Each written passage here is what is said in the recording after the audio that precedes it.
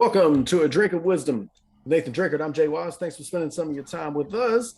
As always, you know where to find us. We're on the Anchor app, we're on Apple Podcasts, we're on Spotify. If you're looking for us in the video format, you can find us on the A Drink of Wisdom YouTube channel, and we're streaming live on the Colorcast app. Drink, great to be back with you. I hope you had a fantastic Christmas. I did have a fantastic Christmas. Thank you for putting that out there in the universe. Hopefully, I have a fantastic next year too. New Year's resolution and all that. But yes, man, I had a good Christmas. Blessed. Woke up another day. We here again on another tremendous Tuesday. So I can't be mad at it. But before we go any further, how about you and your Christmas? How was your Christmas? Good, man. I gotta say before we get going, in regards to the new year. Remember how 2021 was like everyone was so looking forward to 2021 because 2020 was so trash. It feel like it feel like the same thing because 2021 ain't been all that great. What say you on that, really quick? Now, what they say, sometimes the grass ain't green on the other side, you dig? So you better be careful what you ask for. So it's like one of them things now. I don't know what else going to come out of COVID, so I'm just going to take it a month at a time, I guess. Let's just take it a month at a time. But without further ado, it's another day, another dollar. We got to give the streets what they need. We see what they don't and absolutely say what they want. Set your dinner plates because it's time to eat. You're going to come and eat some of this good knowledge with us while we dropping these jewels. And last but not least, let's talk some sports, baby. And with that said, what you got for us today, Jay? Well, this is episode 28 of season 3. We're going to recap week 16, take a look at the Jaguars coaching search. We're going to preview college football playoff semifinals. We're going to start with the NBA on Christmas Day. 5 NBA games on the slate. And what we saw was the New York Knicks, a winner over the Hawks. The Milwaukee Bucks beat the Boston Celtics. The Golden State Warriors, they beat the Suns. And the Brooklyn Nets took down the Los Angeles Lakers. And in the late night game, which I was dead tired from all the action, NBA and NFL-wise, the Utah Jazz beat the Dallas Mavericks. Drink, what stood out to you on this Christmas day of NBA action? So, in full disclosure, right? I'm gonna tell you right now, this health and I know we done had some segments on the health and safety protocol, but the swiftness of when people are going in and out is quite outrageous, if I must say so myself. I'm not saying the NBA is doing anything wrong. I'm not saying the players are doing anything wrong. I'm just saying I can get up in the morning and be like excited. Hawks and Heat. I mean Knicks and Hawks. First game coming on at 12. Yeah, baby, let's go. 11:30. RJ Barrett is out of here, folks. And I understand people like, it's RJ Barrett, like, what's the big deal? But RJ Barrett is a big deal to the Knicks. So when I come here and watch this game, it does bother me when players are just like getting dropped right before the game. That's just a hypothetical, by the way, right? Because yeah, just hypothetical, just an example. But as we go down to some of these games, this is a reality. Right. But it's just a hypothetical of like that kind of threw. I guess what I want to say is it threw off the vibe of Christmas Day NBA because of that. And then and like we was talking about before the show, the NFL didn't help the vibe of NBA Christmas Day with them having 2 games on as well. So it was a lot. But with that said, what the biggest takeaways I had, the Knicks getting the win over the Hawks, and I got it. The Hawks are trying to gain their momentum that they had last year because they don't look like the team. They kind of look like, as you call it, let's check the IDs because we looking real fraudulent around here. They just don't look like the Atlanta Hawks team we seen in the Eastern Conference Finals last year. I'm sorry. And I think the Knicks took care of business just like they should have. The Knicks is a team that we keep saying one piece. And I'm starting to think maybe Kemba Walker is the one piece that we thought he was going to be. And finally, between his attitude or his play and what Tom Thibodeau want to do, and I'm going to guess now Julius Randle and RJ Barrett and guys can kind of step back a little bit and say, hey, Kemba, you want to do your thing, do your thing. And it seems to me, since he's been like the kind of more of the lead guy, the Knicks have been playing better on the offensive side and the defensive side. So I like what I see with the Knicks right now. I just want to know if it's sustainable. So I'm keeping the verdict out on that one. The Bucks and Celtics. Listen. All I can say is I think Jaylen Brown. You know what I'm saying? I think he had a pretty spectacular day. But I'm gonna be real. I wasn't. Yeah, I missed this one. We're gonna keep that going. To the game that I want to see the most. Was I wanted to see the Warriors and the Suns running back. As you see, the Warriors did win that game.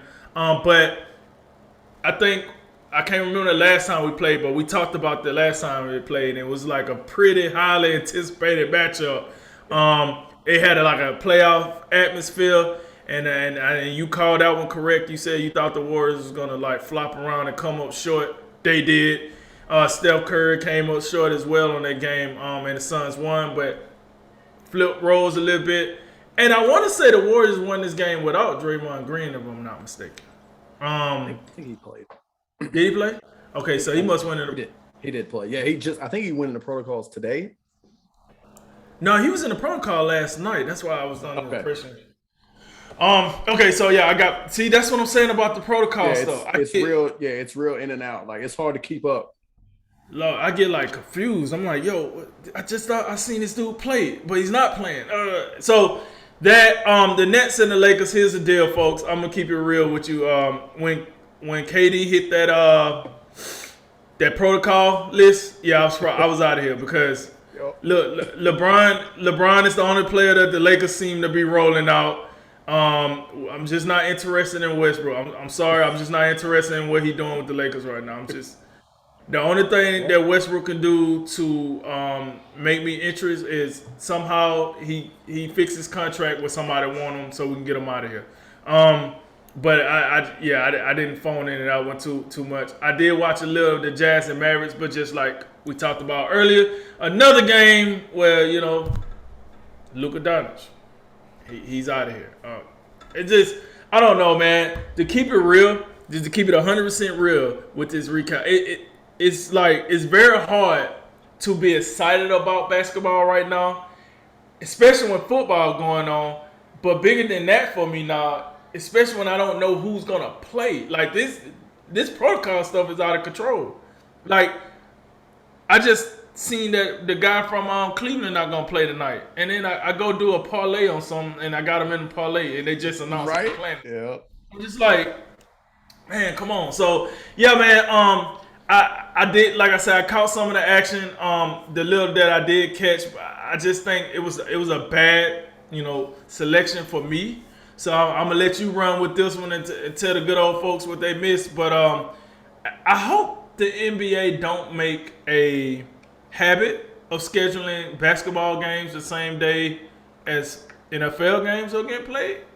When you're on game 34 of the season and we're about to roll into the postseason of the NFL, I just don't make a whole lot of sense to me. But when you're making the big bucks, you just go do whatever you want to do. So with that said, man, I would say the biggest takeaway from Christmas Day for me is the fact that the Nets beat the Lakers without Kevin Durant.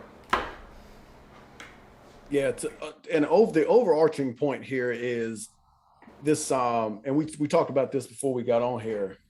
The NBA needs its stars, and when the stars aren't out there, I think for me, the product suffers, and I think it's harder to get eyes to the television sets. You can look at every one of these matchups, and there's a guy who wasn't there, or if you thank God for Giannis. Giannis about saved Christmas. Because think about it, if Giannis did not play and did not get at the protocols, what you would have, and look at this, each game, and this is not all COVID, by the way, but just think of it. No Trae Young in game 1. In game 2, think about what if Giannis didn't clear the protocol. That'd be huge. Game 3, Klay Thompson. We know that's not COVID, but still, we got to throw it in there. Game 4, KD. That just about ruined it. Like that game became just so much more uninteresting because he wasn't playing. Right. The whole KD versus LeBron thing, we still want to see it. so many, and and Kyrie, we throw him in there too. And then the last game of the night, Luka, not COVID, but still a big deal. That's potentially, and actually just throw Kyrie in there and take Giannis out. That's still 5 like star to superstar guys that we didn't get to watch. But I thought it was, and then you combine that with the fact that you had 2 like really intriguing NFL matchups later on in the day. And you know how it is on Christmas Day. Normally it's the 3rd and 4th games that are kind of what we want to see. Those are the real, eye-grabbing ones. The ones on ABC is what we want. So this was tough because when the NFL games came on, my attention kind of swayed, and then instead of watching, my eyes on Steph, watching what he's doing, for some reason, like it's the NFL. So I'm watching Baker Mayfield just throw a bunch of interceptions, so. Baker Mayfield, hard. Oh yeah, well, we didn't talk about that in the prep, but we might touch on it. No, we didn't. But hey, man, I thought the Knicks and Hawks, it seems like a long time ago. These were 2 teams last year who they were on the come up. That was an intriguing first round series that we had last year. Neither team is the same. The Hawks, not only did they not have Trae Young, DeAndre Hunter not up. I can't even there's so many guys that I think they're missing, and then the Knicks like they've been it's Kemba Walker the missing piece. No, Kemba Walker can't do it. We got to put in Alec Burks. They now Kemba Walker's back. So both of these teams to me they still kind of they still seem to be searching for their identity, so to speak. That's a big cliche, but I think it applies here. But I did think it was encouraging for the Knicks because I saw some big things from Julius Randle. His 3-point stroke got going, so I thought that was important. But both of those teams moving forward, they still got a lot of work to do because the East is pretty competitive. And I think if the season ended today, I think both of those teams wouldn't even be in the play-in. So still a lot of work to do there. Boston was winning this game for a while. Well, I want to say the first 3 quarters, maybe they were in complete control, and then all of a sudden Giannis happened. It's like he cleared the protocols before the game, but then in actuality, he really cleared the protocols like in the second half, and he just took over the game. And then I'm thinking man, Boston, they out here showing me something and then by the time the game's in, man, they just let Giannis dunk all over him. So I mean, it is Giannis, but there's no secret. Boston to me, they are who they are. They got 2 really good young players who. They got to build around, but that's a the same thing we talked about in the show with what Seattle doing with the Seahawks and the comments that their coach made. They got a lot of work to do because they got 2 good players, and then just Robert Williams, Marcus Smart, but when you get down to that bench, it is highly suspect. So. But it's no secret. What we had Philadelphia and Boston a couple weeks ago. Philly's clearly better than Boston. Milwaukee's clearly better than Boston. A lot of teams are better than Boston. There's no secret there. I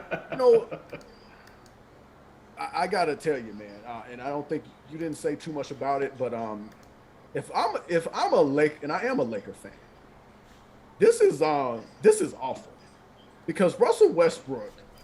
I don't know what. This is terrible. You go, and this is the regular season, Drink. This is where Russell Westbrook shines because we know for years now we haven't been able to find a performance in the playoffs.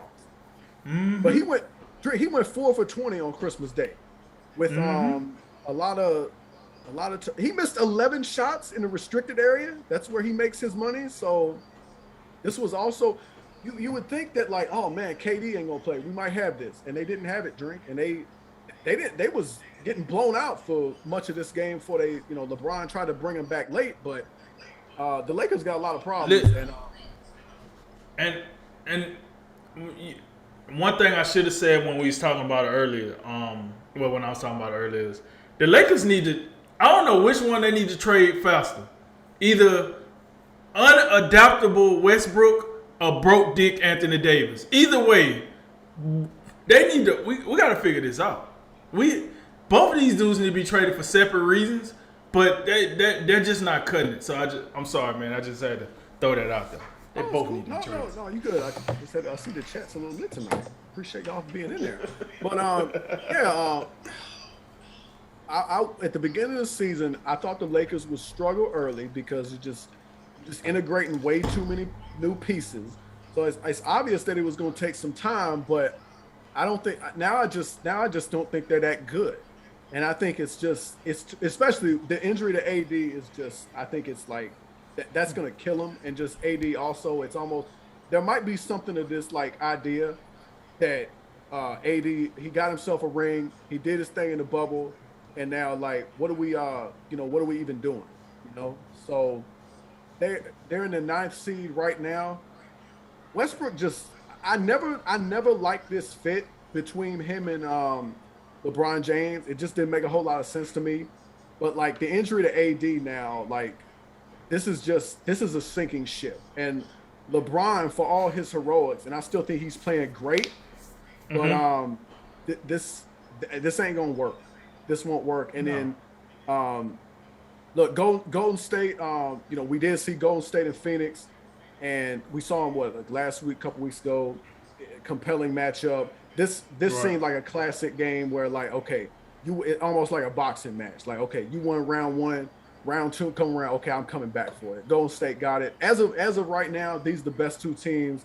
Maybe in basketball, period. I know Brooklyn's playing well. Utah's looking very good right now. They're on a hot streak. But this looked like, this is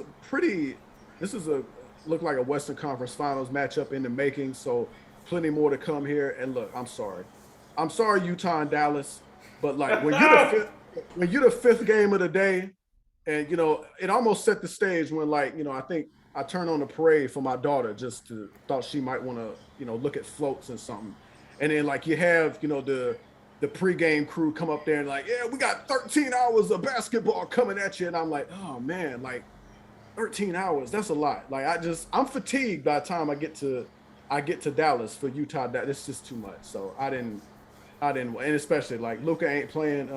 I don't know if I want to see that. So I did not see it. But that was it was a good day of basketball. But like it could have been so much better if we didn't have all these, not only health and safety, but also guys like Luka and Klay not being available.